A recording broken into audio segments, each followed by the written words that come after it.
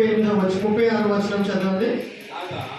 కాగా దొంగల చేతిలో చిక్కిన వానికి ఈ ముగ్గురిలో ఎవడు పొరుగువాడని నీవు తోచుచున్నాదని యేసుని అడగగా అతడు హల్లెలూయా. అర్థమవుతుందా? అడుగుతున్నాడు, ఒక ధర్మశాస్త్ర బోధకుడు అడుగుతున్నాడు. ధర్మశాస్త్రం తెలిసినటువంటి వ్యక్తి యేసు ప్రభువుని అడుగుతున్నా, పొరుగు వాడిని ప్రేమించమంటున్నావు కదా, నా పొరుగు వాడు ఎవరు ప్రభు అని అడిగినప్పుడు ముగ్గురు వ్యక్తులు ఒక స్టోరీ చెప్తాడు. యేసు ప్రభు ఎప్పుడు కూడా పరలోకంలో నువ్వు నేను చేర్చబడడానికి, ఆయనతో నిత్య నివాసము చేయడానికి, ఆ విషయాలు అర్థం కావాలంటే, అక్కడికి మనం చేర్చబడాలి అని అంటే ప్రతిసారి కూడా యేసు ప్రభుల వారు మంత్రాలు చదవడే, అర్థం కాని భాష మాట్లాడాడు. హల్లెలూయా. పరలోక రాజ్యంలో నువ్వు చేర్చబడాలంటే అర్థం కాని భాష మాట్లాడాడు. అక్కడికి నువ్వు చేర్చబడాలి. అర్థమవుతుందా? అక్కడికి మనం చేర్చబడాలి, రక్షించబడి అక్కడికి చేర్చబడాలి అని అంటే భూమి మీద ఉన్నప్పుడు నువ్వు కొన్ని పనులు చేయాల్సినటువంటి విషయాలు నీకు అర్థమయ్యే భాషలో చెప్తాడు ఆయన. మంత్రాలు చదవడు, అర్థం కాని భాషలలో చెప్పడాయనే. దానికి నువ్వు ఏదో అరబిక్ కోర్సు చేయాల్సిన అవసరం లేదు. అరబిక్ కోర్సు చేయాల్సినటువంటి అవసరం లేదు. సంస్కృతం నేర్చుకోవాల్సినటువంటి అవసరం లేదు. ప్రపంచంలో కొన్ని గ్రంథాలు ఉన్నాయి. నువ్వు మోక్షానికి చేరాలి, దేవుని దగ్గరికి చేరాలంటే నువ్వు ఆ భాష నేర్చుకోవాలా. ఆ మంత్రాలు, ఆ యొక్క వాళ్ళు పెట్టిన విధానాలు నువ్వు స్మరిస్తూ ఉండాలా. ఇక్కడ అది లేదు. సింపుల్ గా పెట్టిండు దేవుడు, నీకు అర్థమైన భాషలో నీకు చెప్తూ ఉన్నాడు. హల్లెలూయా. ఏమని చెప్తూ ఉన్నాడు అంటే, ఎందుకు ఈ విషయం చెప్తూ ఉన్నానంటే, ఏది కూడా చెప్పాలనుకుంటే ఉపమాన రీతిలో దేవుడు నీకు చెప్తాడు, నీకు అర్థమైనట్టు మాట్లాడతాడు ఆయన. హల్లెలూయా. హల్లెలూయా. నా కాడియు సులువైనది, నా ఆజ్ఞలు. అదొకసారి చదువుదాము. మత్తయి సువార్త 11వ అధ్యాయం 28-29 వచనాలు. యేసు ప్రభుల వారు ఎంత సింపుల్ గా నువ్వు నేను చేయగలుగుతాము పనులు అనేటిది ఇది చదివితే మనకు అర్థమవుతుంది. ప్రియమైన వారులారా, దేవుడు ప్రతిసారి కూడా తన సేవకులతోటి, తన శిష్యులతోటి, తన ప్రజలతోటి మాట్లాడుతున్నప్పుడు, ఇప్పటికీ కూడా తన ప్రజలతో మాట్లాడుతూ ఉన్నప్పుడు వాక్యము ద్వారా నీకు అర్థమయ్యే భాషలోనే మాట్లాడతాడు. హల్లెలూయా. చదవండి ఒకసారి. మత్తయి సువార్త 11వ అధ్యాయం 28-29 వచనాలు చదవండి.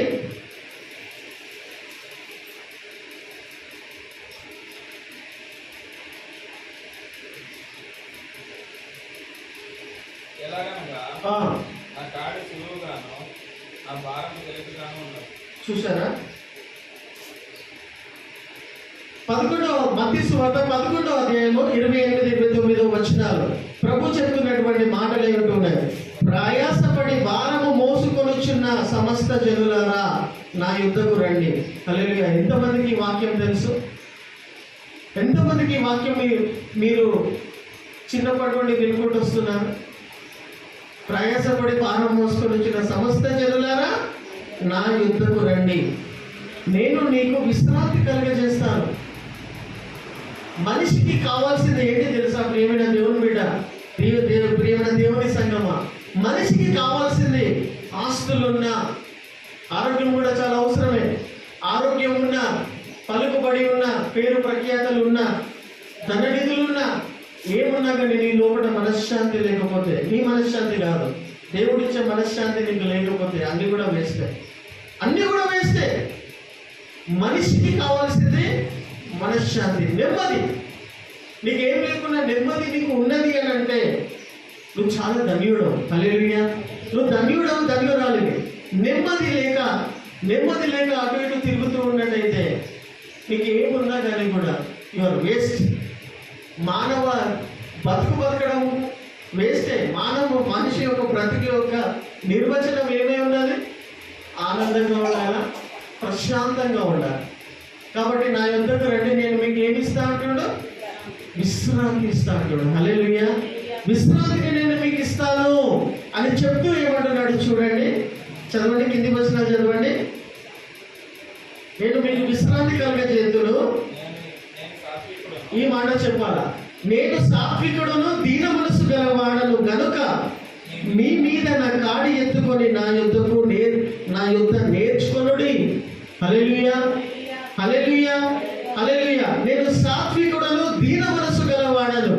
సృష్టికర్త అయినటువంటి దేవుడు యేసు ప్రభుల వారు ఏమంటాడు తెలుసా? నేను సాత్వికుడను అంటున్నాడు. సాత్వికుడు అనే మాటకి ఏంది? దీనులైనటువంటి వారి పరిస్థితిని కూడా అర్థం చేసుకోగలుగుతున్నాడు. హల్లెలూయా. సాత్వికుడు అని అంటే I can able to understand you. నా ప్రియమైన దేవుని బిడ్డ, నేను అర్థం చేసుకోగలుగుతా నేను, ఎందుకంటే నేను సాత్వికుడు. నా పరిస్థితి ఎవరు చూస్తున్నారు, నా పరిస్థితి ఎవరికి అర్థమవుతుంది అని నువ్వు అనుకోవద్దు. యేసుప్రభు ఏమంటాడు? నేను సాత్వికుడను మరియు దీన మనస్సు కలిగిన వాడను. హల్లెలూయా. దీన మనస్సుగా నీ పరిస్థితి నేను అర్థం చేసుకోగలుగుతాను. కాబట్టి నిన్ను అర్థం చేసుకుంటా బిడ్డ. నేను సృష్టించిందే నేను, నీకు రక్షణ ఇచ్చిందే నేను, నీ చివరి ఊపిరి ఎట్లా ఉంటుందో కూడా నాకు అది తెలుసు. దాని తర్వాత నేను తీసుకెళ్ళి ఎక్కడ చేర్చుకోవాలనేది కూడా నాకు తెలుసు. నేను అర్థం చేసుకుంటా. దీన మనస్సు గల వాడను. I can able to understand you in very micro way. సూక్ష్మముగా కూడా నేను నిన్ను అర్థం చేసుకుంటా. ఒక 5 నిమిషాల తర్వాత నువ్వు ఏం మాట్లాడతావో, ఏ విధంగా ప్రవర్తిస్తావో, ఏమి ఆలోచిస్తావో కూడా నాకు తెలుసు బిడ్డ. నేను దీన మనస్సు గలవాడను. హల్లెలూయా. కాబట్టి ఏం చేయమంటున్నాడు? నా యుద్ధకు రండి, నా యుద్ధకు వచ్చి నేర్చుకోండి అంటూ ఏం చెప్తూ ఉన్నాడు అంటే కొన్ని ఆజ్ఞలు ఇచ్చి ఉంటూ ఉన్నాడు. ఏమని చెప్తూ ఉన్నాడు ఆయనే? నేను సాత్వికుడను, దీన మనస్సు గల వాడను గనుక మీ మీద నా కాడిని ఎత్తుకొని నా యుద్ధ నేర్చుకోండి. నా కాడి ఎత్తుకోండి, నా కాడి ఎత్తుకోండి. మనుషులు పెట్టిన ఇప్పటి వరకు పద్ధతులు, హల్లెలూయా, మనుషులు పెట్టిన ఆచారాలు, అవి ఎత్తుకొని ఎత్తుకొని ఎత్తుకొని ఎత్తుకొని మోస్తూ మోస్తూ మోస్తూ అలసిపోయినావు, కానీ నీకు నెమ్మది లేదు. ప్రియమైన వాళ్ళరా, దేవుని బిడ్డలైనప్పటికీ కూడా, క్రైస్తవులైనప్పటికీ కూడా మనుషులు పెట్టిన పద్ధతులు, మనుషులు పెట్టిన ఆచారాలు, మూఢనమ్మకాలనే మోయడానికి ఇష్టపడి లైన్లో నిలబడి ఆశీర్వాదాలు పొందుకోవడానికి ఇష్టపడతారు, కానీ దేవుడు చెప్పిన మాటను మాత్రం నమ్మరు. దేవుడు చెప్పిన మాటను మాత్రం నమ్మరు. లైన్లో నిలబడి ఆశీర్వాదాలు పొందుకోవడానికే ఇష్టపడతాడు. ఏమంటున్నాడు? నా కాడి, చదవండి, మీ మీద నా కాడి ఎత్తుకొని నా యుద్ధ నేర్చుకోండి, అప్పుడు మీ ప్రాణముకు విశ్రాంతి దొరుకును. హల్లెలూయా. ఏం చెప్పాలని ప్రయత్నం చేస్తున్నా? దేవుని మాట విని దేవుని ఆజ్ఞకు లోబడి నడుచుకుంటే చాలు, అప్పుడు మీ ప్రాణములకు ఏం కలుగుతుందంట? విశ్రాంతి కలుగుతుందంట. మనిషికి కావాల్సింది విశ్రాంతియే. ఇంకేం కావాలి నీకు చెప్పండి? విశ్రాంతి కాకుండా నువ్వు ఇంకేమైనా కోరుకుంటున్నావా? ఇంకేమైనా కావాలని తిరుగులాడుతున్నావా? ఆలోచన చేసుకో ప్రియమైన దేవుని బిడ్డ. నువ్వు దేవుని బిడ్డవు కాబట్టి నువ్వు ఆలోచించాలా. నీకేం కావాలని పరిగెడుతున్నావు? నీకేం కావాలి? What do you want? ఏం కావాలా? నా విశ్రాంతి నేను మీకు అనుగ్రహిస్తాను. మీరు ఎక్కడికో పరిగెత్తాల్సిన అవసరం లేదు. ఏదో చేయాల్సినటువంటి త్యాగాలు, యాగాలు మీరు చెయ్యరు. చేసిన నాకు అంగీకారంలో ఉండవు. కాబట్టి ప్రియమైన వారులారా, ఏం చెప్పాలనుకుంటున్నానంటే ఈ వాక్యంను బట్టి ఈరోజు గాడ్స్ కమాండ్స్, దేవుని ఆజ్ఞలు ఏమై ఉన్నాయనంటే, మొదటి ఆజ్ఞ మనం చూసుకొని ఉంటూ ఉన్నాం. దేవుని పూర్ణమైన ఆత్మ సత్యముతో నువ్వు ఆరాధించాలి. ఎప్పుడెప్పుడు నువ్వు దేవుని మందిరానికి వెళ్తావో, ఎప్పుడెప్పుడు నువ్వు వ్యక్తిగతంగా మోకరించి ప్రార్థనలోకి వెళ్తావో, ఎప్పుడెప్పుడు నువ్వు బైబిల్ చదవాలని ఆశపడతావో, ఎప్పుడెప్పుడు నువ్వు ఆరాధించాలని ఇష్టపడుతుంటావో, అది 1 నిమిషమైనా పూర్ణమైన హృదయంతో, పూర్ణమైన బలముతో, పూర్ణమైన ఆత్మతో నువ్వు చేయవాలి. నువ్వు హల్లెలూయా. ఇది మర్చిపోవద్దు. రెండవది, ఇలా చేసినప్పుడు నీలో కూడా ఏమైతుంది? ఏం తయారైపోతావు? అప్పటికి నీలో కూడా ఏం మార్పు కలుగుతుంది? ఇది నీ యథార్థంగా నువ్వు చేస్తూ ఉన్నట్టయితే, నీ పూర్ణమైన ఆత్మతో, బలముతో, జ్ఞానముతో నువ్వు చేస్తూ ఉన్నట్టయితే, దేవుని ఆరాధిస్తున్నట్టయితే నీకు వెంటనే ఏం కలుగుతుంది? ప్రేమ పుట్టుకొస్తుంది. దేవుని ప్రేమ నీ లోపల పుట్టుకొస్తుంది. హల్లెలూయా. ఆ ప్రేమ ఏం చేస్తుందంటే పొరుగు వారిని ప్రేమించే విధంగా చేస్తుంది. అన్లెస్ అంటిల్ నీ పూర్ణ హృదయంతో నువ్వు దేవుని ఆరాధించని దినాలు, ఆత్మతో సత్యంతో నువ్వు ఆరాధించని దినాలు, ఎంత వేషధరానైనా ఎంత గట్టిగా వాళ్ళు అరుస్తున్నారు కూడా మనము కూడా అరుస్తాం. అక్కడ మ్యూజిక్ వస్తుంది కదా, మనం కూడా అరుస్తాం, గంతులేసామని. అంటే నువ్వు నష్టపోతున్నావు కానీ you are not getting benefited. నీకు లాభం చేకూరుస్తలేదు, నువ్వు లాభం కలుగుతలేదు. నువ్వు దేవుని ఆరాధించినప్పుడు దేవుని యొక్క ప్రేమ నీ లోపల పుట్టుకొస్తుంది. హల్లెలూయా. ఆ ప్రేమ ఏం చేస్తుంది అంటే పొరుగు వారిని ప్రేమించే విధంగా చేస్తుంది. హల్లెలూయా. ఈ 2 ఆజ్ఞలే కాకుండా బైబిల్లో దేవుడు ఇంకా 2 ఆజ్ఞలు కూడా ఇచ్చి ఉంటూ ఉన్నాడు. ఆ 2 ఆజ్ఞలు కూడా మనం చూసుకుందాం. గత వారంలో కూడా మనం చూసుకొని ఉంటూ ఉన్నాం. ఇవి దేవుని ఆజ్ఞలు అయి ఉంటూ ఉన్నాయి. దేవుని ఆజ్ఞలలో మనం నడుచుకుంటే ఇందాక మనం చూసుకున్న విషయాలు చూసినాం కదా. నీ గర్భఫలమును, నీ సంతానమును, నీ బిజినెస్, నీ ఫ్యామిలీని, నీ వ్యాపారాన్ని అన్నీ కూడా నేను సమృద్ధిగా ఆశీర్వదిస్తానంటాడు. హల్లెలూయా. అందుకోసము దేవుని యొక్క ఆజ్ఞలలో నువ్వు నేను ఉన్నామా ఒకసారి పరీక్షించుకుందాం. 2 ఆజ్ఞలు చూసుకున్నాం, ఇంకో 2 ఆజ్ఞలు కూడా మనము చూసుకుందాం. ప్రియమైన వాళ్ళ చూడండి, పోయిన వారం చూసుకుంటున్నట్టుగా చూడండి. హెబ్రీయులకు రాసిన పత్రిక 4వ అధ్యాయం 9వ వచనం త్వరగా చదవండమ్మా. కాబట్టి హల్లెలూయా, దేవుని ప్రజలకు విశ్రాంతి నిలిచి ఉన్నది. హల్లెలూయా. అర్థమైందా? దేవుని ప్రజలకు విశ్రాంతి దినము నిలిచి ఉన్నది. ఎందుకనగా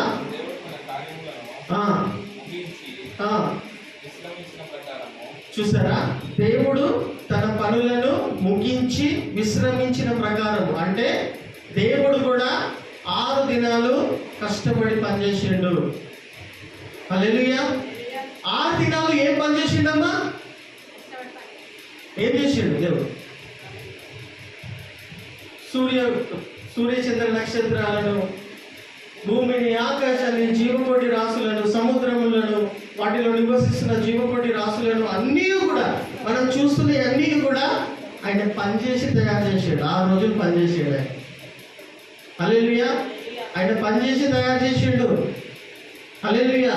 కాబట్టి ఆయన పని చేసిన ప్రకారముగా ఏం చేయమంటున్నాడు? చదవండి. కాబట్టి ఆయన పని చేసి తన విశ్రాంతిలో పనిచేసి ప్రవేశించిండట. అంటే 6 రోజులు పనిచేసి 7వ దినంలో రెస్ట్ తీసుకున్నాడు ఆయన. ఆ ప్రకారముగా దేవుని బిడ్డలు కూడా హల్లెలూయా.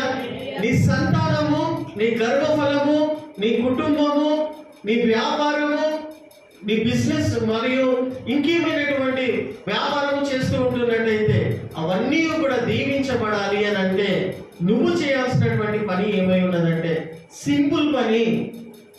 దేవుని యొక్క మాటలను ఎందుకోసమైతే దేవుడు నిన్ను ఏర్పాటు చేసుకున్నాడో అర్థమవుతుందా?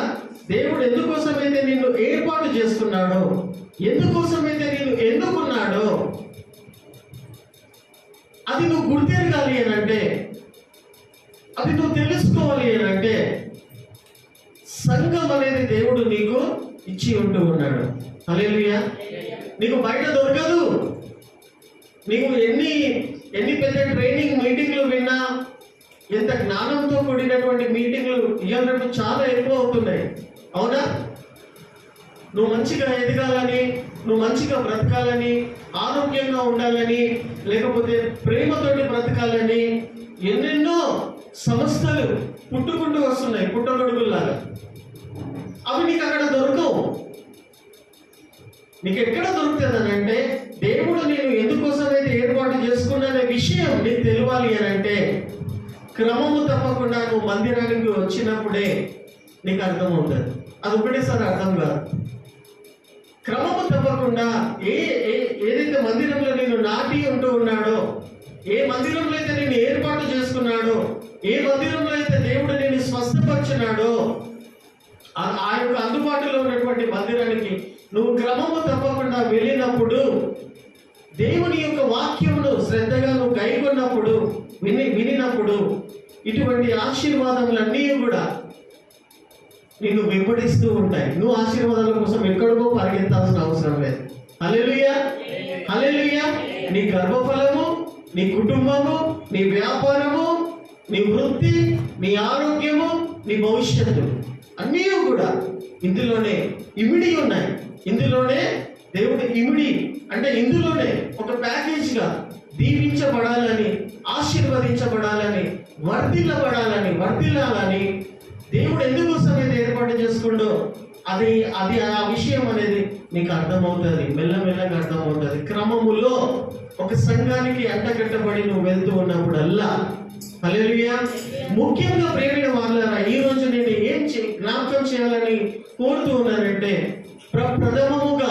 ముఖ్యముగా ఫస్ట్ అండ్ ఫార్మోస్ట్ దేవుడు ఇచ్చినటువంటి ఆజ్ఞలు అనేకమైనవి ఉన్నాయి.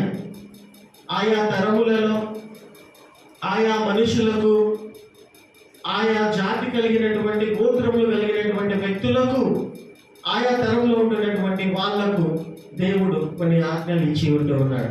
హల్లెలూయా. ఆయన ఆజ్ఞలన్నిటి ఆ తరంలో ఉంటున్నటువంటి వారికి, ఈ తరంలో ఉంటున్నటువంటి వారికి, రాబోయే తరంలో ఉంటున్నటువంటి వారికి, అన్ని తరంలో ఉంటున్నటువంటి వారికి ఆయన యొక్క ఆజ్ఞలు అనేటివి నడుచుకున్నటువంటి వాళ్ళందరూ కూడా వర్ధిల్లుతారు. దాంట్లో ప్రథమముగా 4 ఆజ్ఞలను నేను మీ ముందుకు తీసుకొని రావాలని ఇష్టపడుతున్నాను. ద ఫస్ట్ అండ్ ఫార్మోస్ట్ ఏమై ఉన్నదంటే, మొదటి ఆజ్ఞ ఏమై ఉంటూ ఉన్నది, కింది ఒకసారి అది చదువుకొని మనం ముందుకు వెళ్దాం. చూడండి, మరొకసారి చదవడము, వచనము, అధ్యాయం వచనం, ద్వితీయోపదేశ కాండము 28. ఇవన్నీ కూడా మీరు చేసిన ఎడల నీవు నీ దేవుడైన యెహోవా మాట, దాని తర్వాత 10వ వచనం, 11వ వచనం, ఇందాక మనం చూసుకున్నాం కదా. ఆ వచనం ఒకసారి చదవండి, త్వరగా చదవండి.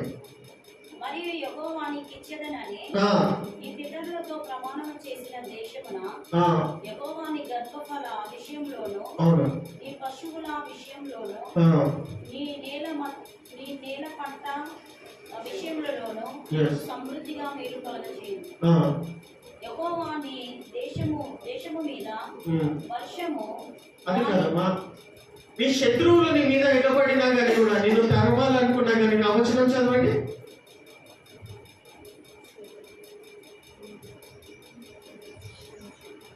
అదే ఆజ్ఞలలో ఉన్నది. ద్వితీయోపదేశ కాండము 28, 1, 8, 9 వచనాలలో ఇట్ ఈస్ రిటన్. ఎన్నో వచనం? 7వ వచనం. శ్రద్ధగా వినండి. 7వ వచనం, నీ మీద పడు నీ శత్రువులను యెహోవా నీ ఎదుట నీ శత్రువులు హతమగునట్టు చేయును. వారు ఆ త్రోవలో మీ మీదకి బయలుదేరి వచ్చి, హల్లెలూయా, ఒక్క తోవలో నిన్ను ఒక ప్లాన్ వేసుకొని నిన్ను కొట్టాలా, నిన్ను చంపాలా, నిన్ను గాయం చేయాలని నీ శత్రువులు గుమ్ముగూడి ఒక్క త్రోవలో వచ్చి నిన్ను అటాక్ చేయి, నిన్ను గాయపరచాలనుకున్నటువంటి వాళ్ళను దేవుడు ఏం చేస్తాడంట, వాళ్ళు 7 తోవలుగా నిన్ను చూసి నువ్వు ఒంటరిగా ఉన్నావని తెలుసుండి కూడా నిన్ను చూసి ఒక్క త్రోవలో వచ్చినటువంటి వాళ్ళను 7 త్రోవలుగా పారిపోయే విధంగా నీ ఒక్కడిని చూసే వాళ్ళంతా పెద్ద ప్లాన్ చేసుకున్నారు, మాస్టర్ ప్లాన్ వేసినారు. నిన్ను గాయపరచాలని, నిన్ను చంపాలని, నిన్ను అటాక్ చేయాలని మాస్టర్ ప్లాన్ చేసుకొని ఈ విధంగా ఉంటూ ఒక మార్గంలో నీ దగ్గరికి వస్తూ ఉన్నప్పుడు, దేవుని యొక్క మాట చొప్పున నడుచుకున్నటువంటి బిడ్డవై ఉన్నావు కాబట్టి, దేవుని యొక్క ఆజ్ఞలను పాటిస్తున్న బిడ్డవై ఉన్నావు కాబట్టి, హల్లెలూయా, ఆ మార్గంలో నువ్వు నడుస్తూ ఉన్నావు కాబట్టి, నిన్ను చూసినటువంటి ఆ నీ శత్రువుల గ్యాంగ్ అంతా కూడా ఒక్క తోవగా వచ్చినటువంటి వాళ్ళందరూ కూడా 7 తోవలుగా తిరిగి పారిపోతారంట. హల్లెలూయా. మళ్ళీ ఏం చూపిస్తాడో తెలియదు, నిన్ను చూడగానే వాళ్ళు ఎందుకు పారిపోతారో తెలియదు. ఒకే ఒక కారణం ఏమర్థమవుతుంది మనకి ఇక్కడ, ఆయన మాట చొప్పున నేను ఆ మార్గములో వెళ్తూ ఉన్నాను, అంతే. మిగతాదంతా ఆయన చూసుకుంటాడు. హల్లెలూయా. ఆయన మాట వినడం అంత ప్రాముఖ్యమైనది, విని నడుచుకోవడం అనేది అంత ప్రాముఖ్యమైనది ప్రియమైన వారలారా. అంతేకాకుండా దేవుని ఆజ్ఞల గురించి 4 ఆజ్ఞలను నేను మీకు బైబిల్ అంతటిలో ప్రధానమైనటువంటి ఆజ్ఞలను చూపించాలని ఇష్టపడుతూ ఉన్నాను.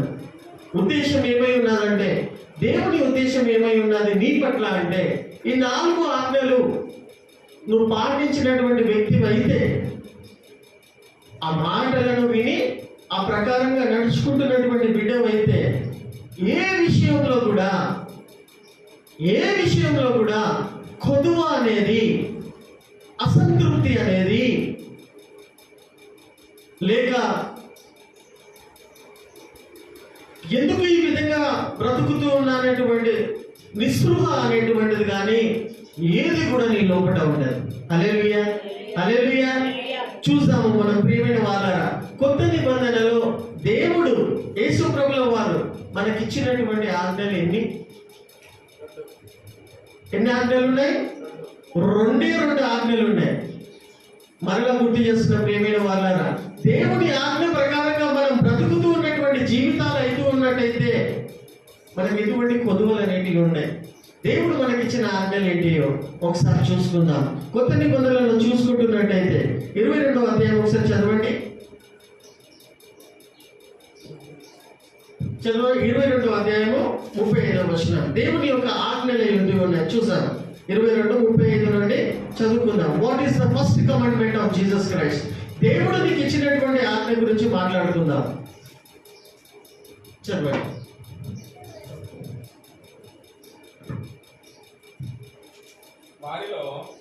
మత్తయి సువార్త 22వ అధ్యాయం 35 వచనాల నుండి త్వరగా చదువుదాం. ఆయనను శోధించుచు, బోధకుడా, ధర్మశాస్త్రంలో ముఖ్యమైన ఆజ్ఞ ఏదని అడిగాను. అందుకు ఆయన, నీ పూర్ణ హృదయంతోను, నీ పూర్ణ ఆత్మతోను, నీ పూర్ణ ఆత్మతోను, నీ పూర్ణ మనస్సుతోను, నీ పూర్ణ మనస్సుతోను నీ దేవుడైన ప్రభువును ప్రేమింపవలనన్నదియే, నీ దేవుడైనటువంటి ప్రభువుని ప్రేమింపవలనదియే. ఇది ముఖ్యమైనదియో, ఇది ముఖ్యమైనదియో, ఇది ముఖ్యమైనదియో, మొదటినైనటువంటి ఆజ్ఞ. This is the first and greatest commandment in holy Bible. పరిశుద్ధ గ్రంథములో మొదటి ఆజ్ఞ దేవుడు నీకు ఇచ్చింది ఏంటి అని అంటే, యేసు ప్రభువు స్వయంగా చెప్తున్న మాట, this is the first and greatest commandment. ఇది ముఖ్యమైనదియో, మొదటినైనటువంటి ఆజ్ఞ. This is the first and greatest commandment in holy Bible. పరిశుద్ధ గ్రంథములో మొదటి ఆజ్ఞ దేవుడు నీకు ఇచ్చింది ఏంటి అని అంటే, యేసు ప్రభువు స్వయంగా చెప్తున్న మాట, this is the first and greatest commandment. ఇది మొదటిదై ఉన్నది మరియు ముఖ్యమైనదై ఉంటూ ఉన్నది. హల్లెలూయా. మొదటి ఆజ్ఞ అయి ఉంటూ ఉన్నది, ముఖ్యమైన ఆజ్ఞ అయి ఉంటూ ఉన్నది. అది ఏమై ఉంటూ ఉన్నది? నీ దేవుడైన యెహోవాని నీ పూర్ణమైన హృదయంతోను, పూర్ణ ఆత్మతోను, పూర్ణ మనస్సుతోను, ఇంకొక చోట పూర్ణ బలముతోను అని కూడా ఉంటుంది. నీ దేవుడైనటువంటి యెహోవాను ఆరాధించాలి. హల్లెలూయా. ఇది మొదటి ఆజ్ఞ అయి ఉంటూ ఉన్నది. ప్రియమైన వాళ్ళ, ఈ వాక్యాన్ని మనం ఎట్లా అర్థం చేసుకోవాలా? నేను దేవుణ్ణి ప్రేమిస్తున్నాను అని నువ్వు ఎట్లా చెప్పగలుగుతావు? యేసు ప్రభు ఆజ్ఞాపించినాడు తన బిడ్డలను. మొదటి ఆజ్ఞ ఏమై ఉన్నదంటే, నీ దేవుని నువ్వు ఆరాధించాలి పూర్ణమైన హృదయంతో అనే మాటకు అర్థం ఏమై ఉన్నదంటే, నువ్వు ఎప్పుడెప్పుడైతే ప్రార్థన చేయడానికి వెళ్తూ ఉంటావో, ప్రార్థన చేసుకుంటావో, లేదా దేవుని మందిరానికి వస్తావో, లేదా ఆ దేవుని స్తుతిస్తావో, ఆరాధిస్తావో, కీర్తనలు పాడతావో, వాక్యం చదువుతావో, లేకపోతే బైబిల్ చదువుతావో, ఇవన్నీ ఏమేమైతే చేస్తూ ఉన్నావో, ఇది నీ పూర్ణమైన, whenever you are sitting in your personal prayer, నువ్వు ఎప్పుడెప్పుడైతే ప్రార్థనలో వ్యక్తిగతంగా కూర్చుంటూ ఉన్నావో పూర్ణమైన హృదయంతో చేయాలి. హల్లెలూయా, హల్లెలూయా. దేవుని ఎదుట నేను ఉన్నాననే ఉనికి నీకు ఉండాలి. హల్లెలూయా.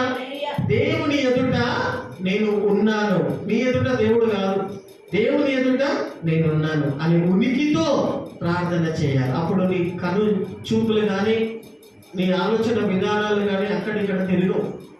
పూర్ణమైన హృదయం అంటే అది, పూర్ణమైన ఆత్మతో అంటే whenever you are worshiping the Lord, ఒక్క నిమిషమైనా పర్వాలేదు, పూర్ణమైన ఆత్మతో నువ్వు చెయ్యాలి. హల్లెలూయా. హల్లెలూయా. పూర్ణమైన బలముతో అంటే దేవుని కార్యాలు చేయాలని నువ్వు ఆశపడుతున్నప్పుడు నీ బలమంతా ఒక దగ్గరికి తెచ్చుకొని దేవుని కార్యాలు చేయాలి. హల్లెలూయా. అది పూర్ణమైన మనస్సుతో, పూర్ణమైన ఆత్మతో, పూర్ణమైన బలముతో ఏం చేయాలను? ఆయనను ఆరాధించాలి. హల్లెలూయా. అప్పుడు ఏమైతే తెలుసా? దేవుని యొక్క మొదటి ఆజ్ఞను, ముఖ్యమైన ఆజ్ఞను పాటించిన వాళ్ళం అవుతాం. అందుకే దేవుడు ఒక చోట చెప్తాడు, యేసుప్రభుల వారు చెప్తారు, మీరు నన్ను పెదవులతోనే ఆరాధిస్తున్నారు కానీ ఆత్మతో సత్యంతో నన్ను ఆరాధిస్తలేరు అంటాడు. అది కొంతమందికి గంతులు వేస్తారు, కొంతమంది గట్టిగా ప్రార్థన చేస్తారు, కొంతమంది మౌనంగా కూడా ప్రార్థన చేస్తారు. కానీ ఏది చేసినా కానీ కూడా నీ పూర్ణమైన హృదయంతో, ఆత్మతో, సత్యంతో చేసినటువంటి వాళ్ళమే ఉన్నాం. హల్లెలూయా. ఈ రోజు నుండైనా మనము దేవుని కోసం ప్రార్థన చేసినా, పాటలు పాడినా, భక్తి చేయడానికి ప్రయత్నం చేసినా, అది 1 నిమిషమైనా, 5 నిమిషాలైనా, కొన్ని గంటలైనా నీ పూర్ణమైన దాంతో చేయండి. హల్లెలూయా. ఇది మొదటి ఆజ్ఞ ఉంటూ ఉన్నది, ముఖ్యమైన ఆజ్ఞ ఉంటూ ఉన్నది. హల్లెలూయా. హల్లెలూయా. దేవుని ఆజ్ఞ ఉంటూ ఉన్నది, యేసు ప్రభు ఇచ్చినటువంటి ఆజ్ఞ ఉంటూ ఉన్నది. ఇది మనము జీవితకాలం అంత వరకు మర్చిపోవద్దు.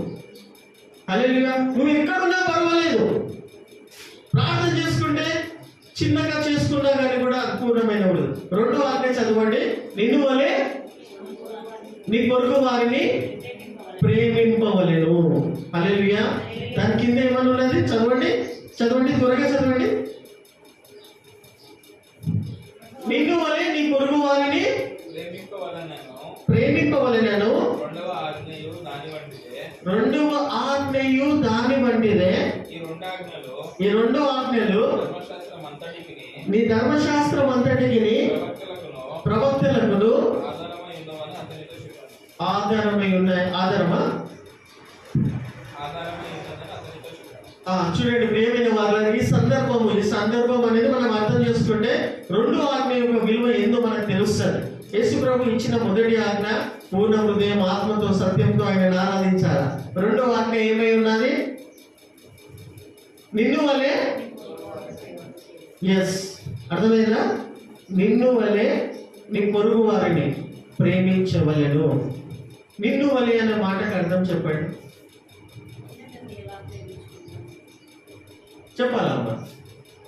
నిన్ను వలె నీ పొరుగు వారిని నువ్వు ప్రేమించవలెను. ఇది యేసు ప్రభు ఇచ్చినటువంటి ఆజ్ఞ. అసలు ఫస్ట్ ఆఫ్ ఆల్ నిన్ను వలె అనే మాటకు అర్థం చిన్నగా అర్థం చేసుకుందాం. నిన్ను నువ్వు ఎప్పుడైనా ప్రేమించుకున్నావా? ప్రేమించుకున్నావా? బా, ఎంత అందంగా ఉన్నావు రా నువ్వు, ఎంత బాగున్నావు నువ్వు, దేవుడు నిన్ను ఎంత అందంగా తయారు చేశాడు. నల్లగైనా, లావుగా ఉన్నా, పొట్టిగా ఉన్నా, పొడవుగా ఉన్నా, దేవుడు నిన్ను ఎంత అందంగా తయారు చేసినాడు. నిన్ను నువ్వు పొగుడుకున్నావా? ప్రేమించుకున్నావా? నిన్ను నువ్వు ప్రేమించుకున్నావా? హల్లెలూయా. లేదా దేవుడు నన్ను వారిలాగా ఎందుకు తయారు చేయలేదు, ఆమెలాగా ఎందుకు తయారు చేయలేదని బాధపడుతూ ఉన్నావా?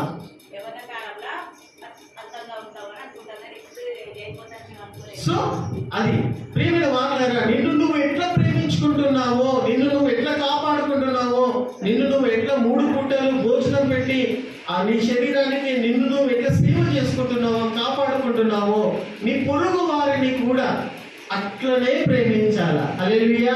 ఇది 2వ ఆజ్ఞ ఉంటూ ఉన్నది. దాని కింద ఏమంటాడంటే hang of all the laws and the prophets అని అంటాడు. దాని మాటకు అర్థం ఏమై ఉన్నది? ఇవి ప్రవక్తల యొక్క బోధయు మరియు ఏమై ఉన్నాయి? ధర్మశాస్త్రమై ఉన్నాయి. ధర్మశాస్త్రము యొక్క సారాంశం ఏమై ఉన్నదంటే, ప్రవక్తల బోధ యొక్క సారాంశం ఏమై ఉన్నదంటే ఇదే. హల్లెలూయా. నువ్వు ఫస్ట్ దేవుణ్ణి ఆరాధించాలా. దేవుణ్ణి ఆరాధించడం వలన నీకు ఏం కలుగుతుంది అంటే నీ లోపల దేవుని ప్రేమ పుడుతుంది. హల్లెలూయా. దేవుడు ఎంత గొప్పవాడు, దేవుడు ఎంత సర్వశక్తి కలిగినటువంటి వాడు, దేవుడు సృష్టికర్త అయినటువంటి దేవుడు మానవ రూపిగా వచ్చి అందరి ప్రజల కోసము తన రక్తంను కార్చి, మనము పాపం చేస్తామని తెలుసుంటే కూడా పాపుల కోసము, మనుషులందరి కోసం కూడా రక్తంను కార్చినాడు. చూడండి, అది జ్ఞాపకం చేసుకుంటే దేవుని యొక్క ప్రేమ మన లోపల పుట్టుకొని వస్తుంది. ఆ ప్రేమతోటి ఏం చేస్తామంటే ఇతరులను మనం ఏం చేస్తామో ప్రేమిస్తాం. ఆ ప్రేమ నీ లోపల రానంత వరకు నువ్వు పొరుగు వారిని పట్టించుకుంటావా? దేవుని ప్రేమ నీ లోపల నిలుస్తేనే నువ్వు ఒకరిని ప్రేమిస్తావు.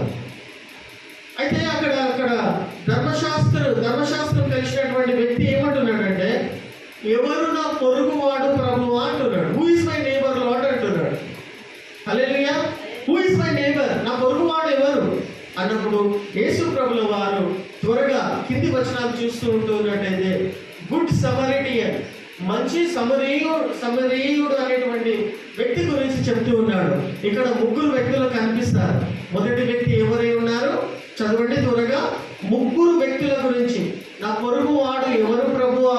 హూ ఇస్ మై నేబర్, నేను ఎవరిని ప్రేమించాలా?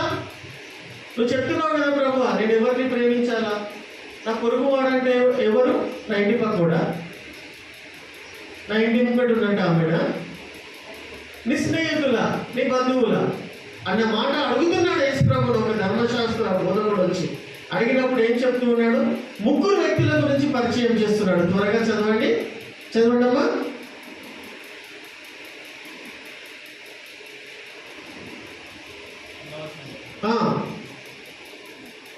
నాకు వచనాలు కొంచెం హెల్ప్ చేస్తూ ఉండాలా. ఎక్కడైతే హ్యాంగ్ ఆఫ్ అవుతానో అక్కడ మీరు స్ట్రిక్ట్గా ఉండాలా. నాకు ఇది చదవండి త్వరగా. నా పొరుగు వాడు ఎవరు ప్రభు అన్నప్పుడు యేసు ప్రభు వాళ్ళకి ఏమని చెప్తూ ఉన్నాడు? చదవండి. లూకా సువార్త, మత్తయి సువార్త,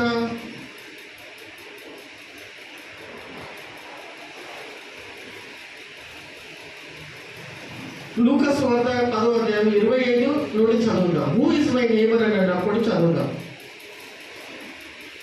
నా పొరుగు వారిని నేను ఎట్లా ప్రేమించాలనేది చదువుకుందాం. చదవండి.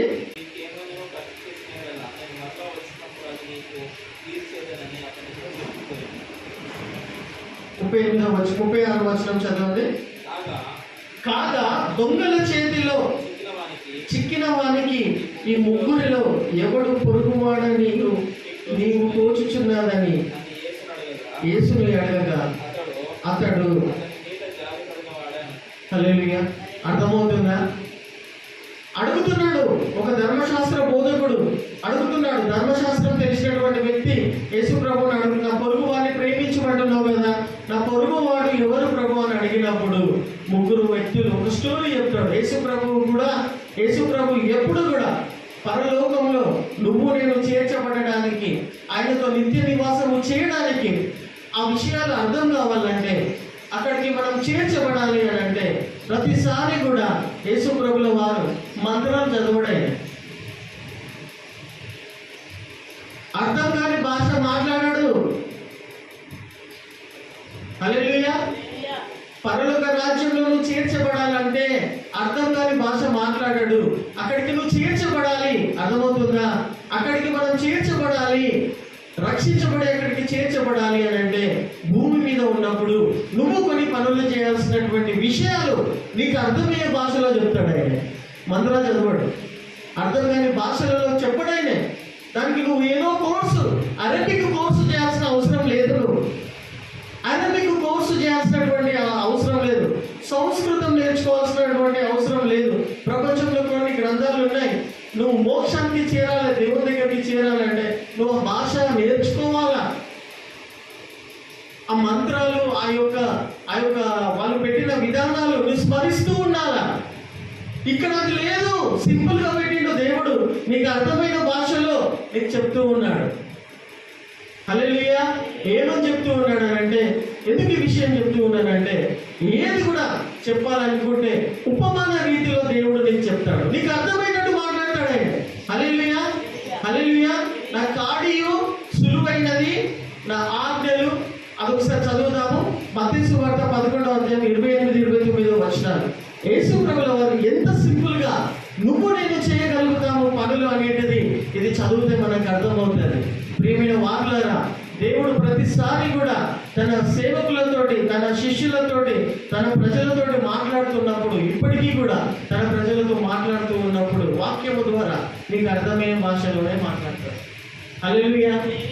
చదవండి ఒకసారి మత్తయి సువార్త 11వ అధ్యాయం 28, 29 వచనాలు చదవండి.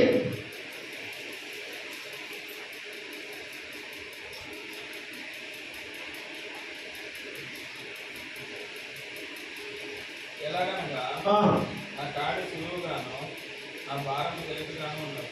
చూసారా? 11వ మత్తయి సువార్త 11వ అధ్యాయము 28, 29 వచనాలు ప్రభు చెప్తున్నటువంటి మాటలు ఏమిటున్నాయి? ప్రయాసపడి భారము మోసుకొనుచున్న సమస్త జనులారా నా యుద్ధకు రండి. హల్లెలూయా. ఎంతమందికి ఈ వాక్యం తెలుసు? ఎంతమందికి ఈ వాక్యం మీరు చిన్నప్పటి నుండి వినుకుంటూ వస్తున్నారు? ప్రయాసపడి భారం మోసుకొని వచ్చిన సమస్త జనులారా నా యుద్ధకు రండి, నేను నీకు విశ్రాంతి కలుగజేస్తాను. మనిషికి కావాల్సింది ఏంటి తెలుసా? ప్రియమైన దేవుని బిడ్డ, ప్రియమైన దేవుని సంగమా, మనిషికి కావాల్సింది ఆస్తులున్నా, ఆరోగ్యం కూడా చాలా అవసరమే. ఆరోగ్యం ఉన్నా, పలుకుబడి ఉన్న, పేరు ప్రఖ్యాతలు ఉన్నా, ధననిధులున్నా, ఏమున్నా కానీ నీ లోపల మనశ్శాంతి లేకపోతే, నీ మనశ్శాంతి కాదు, దేవుడిచ్చే మనశ్శాంతి నీకు లేకపోతే అన్ని కూడా వేస్తే, అన్ని కూడా వేస్తే. మనిషికి కావాల్సింది మనశ్శాంతి, నెమ్మది. నీకేం లేకున్నా నెమ్మది నీకు ఉన్నది అని అంటే నువ్వు చాలా ధన్యుడు. హల్లెలూయా. నువ్వు ధన్యురాలివి. నెమ్మది లేక అటు ఇటు తిరుగుతూ ఉన్నట్టయితే నీకు ఏమున్నా కానీ కూడా యువర్ వేస్ట్.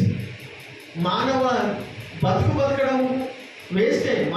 మనిషి యొక్క బ్రతికి యొక్క నిర్వచనం ఏమై ఉండాలి? ఆనందంగా ఉండాలా, ప్రశాంతంగా ఉండాలి. కాబట్టి నా యుద్ధకు రండి, నేను మీకు ఏమి ఇస్తా అంటున్నాడు? విశ్రాంతి ఇస్తా అంటున్నాడు. హల్లెలూయా. విశ్రాంతిని నేను మీకు ఇస్తాను అని చెప్తూ ఏమంటున్నాడు చూడండి. చదవండి, కింది వచనాలు చదవండి. నేను మీకు విశ్రాంతి కలుగజేతును. ఈ మాట చెప్పాలా? నేను సాత్వికుడును దీన మనసు గలవాడను గనుక మీ మీద నా కాడి ఎత్తుకొని నా యుద్ధ నేర్చుకొనుడి. హల్లెలూయా. హల్లెలూయా. హల్లెలూయా. నేను సాత్వికుడును దీన మనసు గలవాడను.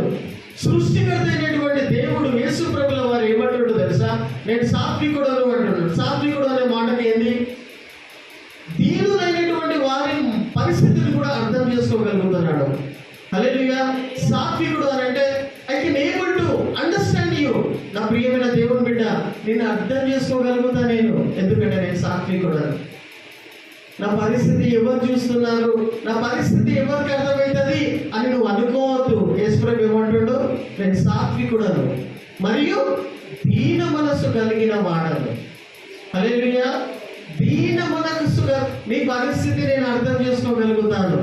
కాబట్టి నిన్ను అర్థం చేసుకుంటా బిడ్డ. నేను సృష్టించిందే నేను, నీకు రక్షణ ఇచ్చిందే నేను, నీ చివరి ఊపిరి ఎట్లా ఉంటుందో కూడా నాకు అది తెలుసు. దాని తర్వాత నేను తీసుకెళ్ళి ఎక్కడ చేర్చుకోవాలనేది కూడా నాకు తెలుసు. నేను అర్థం చేసుకుంటా. దీన మనస్సు గల వాడను. I can able to understand you in a very microwave. సూక్ష్మముగా కూడా నేను నిన్ను అర్థం చేసుకుంటా. ఒక 5 నిమిషాల తర్వాత నువ్వు ఏం మాట్లాడతావో, ఏ విధంగా ప్రవర్తిస్తావో, ఏమి ఆలోచిస్తావో కూడా నాకు తెలుసు బిడ్డ. నేను దీన మనస్సు గలవాడను. హల్లెలూయా. కాబట్టి ఏం చేయమంటున్నాడు? నా యుద్ధకు రండి, నా యుద్ధకు వచ్చి నేర్చుకోండి అంటూ ఏం చెప్తూ ఉన్నాడంటే కొన్ని ఆజ్ఞలు ఇచ్చి ఉంటూ ఉన్నాడు. ఏమని చెప్తూ ఉన్నాడు ఆయనే? నేను సాత్వికుడను దీన మనస్సు గల వాడను గనుక మీ మీద నా కాడిని ఎత్తుకొని నా యుద్ధ నేర్చుకోండి. నా కాడి ఎత్తుకోండి. మనుషులు పెట్టిన ఇప్పటి వరకు పద్ధతులు, హల్లెలూయా, మనుషులు పెట్టిన ఆచారాలు, అవి ఎత్తుకొని మోస్తూ అలిసిపోయినావు. కానీ నీకు నెమ్మది లేదు. ప్రియమైన వాళ్ళరా, దేవుని బిడ్డలైనప్పటికీ కూడా, క్రైస్తవులైనప్పటికీ కూడా మనుషులు పెట్టిన పద్ధతులు, మనుషులు పెట్టిన ఆచారాలు, మూఢనమ్మకాలనే మోయడానికి ఇష్టపడి లైన్లో నిలబడి ఆశీర్వాదాలు పొందుకోవడానికి ఇష్టపడతారు. కానీ దేవుడు చెప్పిన మాటను మాత్రం నమ్మరు. దేవుడు చెప్పిన మాటను మాత్రం నమ్మరు. లైన్లో నిలబడి ఆశీర్వాదాలు పొందుకోవడానికే ఇష్టపడుతున్నాడు. ఏమంటున్నాడు? నా కాడి, చదవండి, మీ మీద నా కాడి ఎత్తుకొని నా యొద్ద నేర్చుకోండి, అప్పుడు మీ ప్రాణముకు విశ్రాంతి దొరుకును. హల్లెలూయా.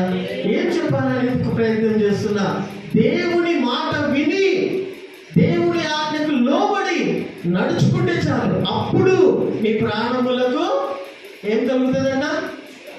విశ్రాంతి కలుగుతుందంట. మనిషికి కావాల్సింది విశ్రాంతియే. ఇంకేం కావాలి నీకు చెప్పండి?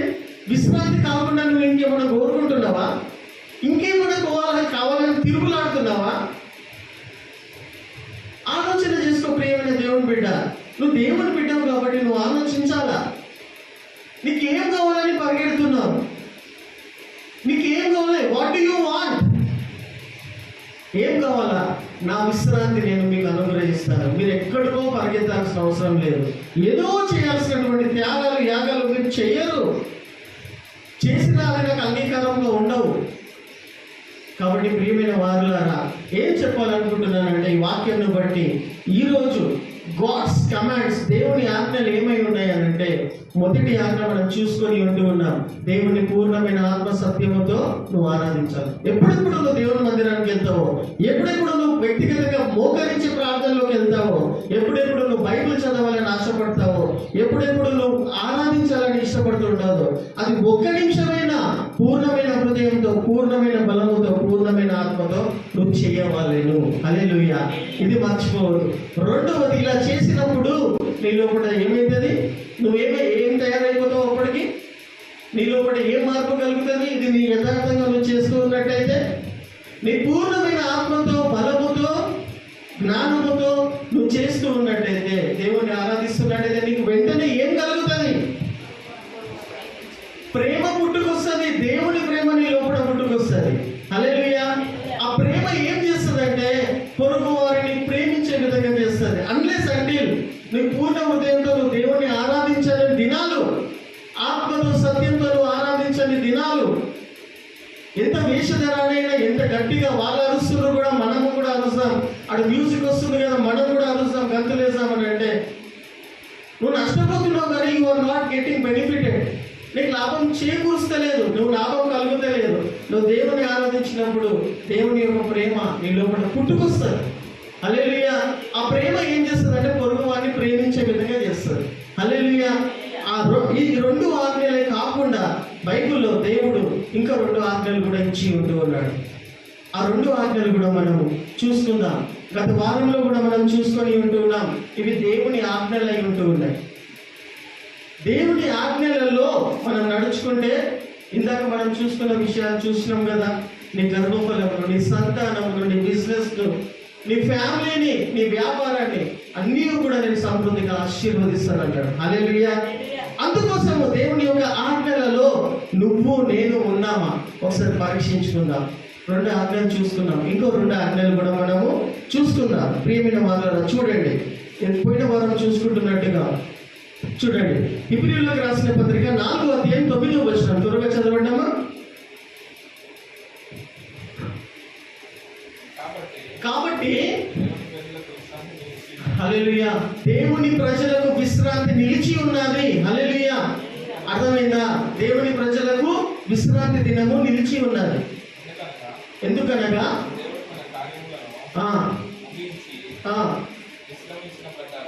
చూసారా, దేవుడు తన పనులను ముగించి విశ్రమించిన ప్రకారం, అంటే దేవుడు కూడా 6 దినాలు కష్టపడి పనిచేసిండు. హల్లెలూయా. 6 దినాలు ఏం పని చేసిండమ్మా? ఏం చేసిండు దేవుడు? సూర్య చంద్ర నక్షత్రాలను, భూమిని, ఆకాశాన్ని, జీవకోటి రాసులను, సముద్రములను, వాటిలో నివసిస్తున్న జీవకోటి రాసులను అన్నీ కూడా మనం చూస్తున్న అన్నీ కూడా ఆయన పనిచేసి తయారు చేసాడు. 6 రోజులు పనిచేసాడు ఆయన. హల్లెలూయా. ఆయన పనిచేసి తయారు చేసిండు. హల్లెలూయా. కాబట్టి ఆయన పని చేసిన ప్రకారముగా ఏం చేయమంటున్నాడు? చదవండి. కాబట్టి ఆయన పని చేసి తన విశ్రాంతిలో పనిచేసి ప్రవేశించిండట. అంటే 6 రోజులు పనిచేసి 7వ దినంలో రెస్ట్ తీసుకున్నట్టు ఆయన. ఆ ప్రకారముగా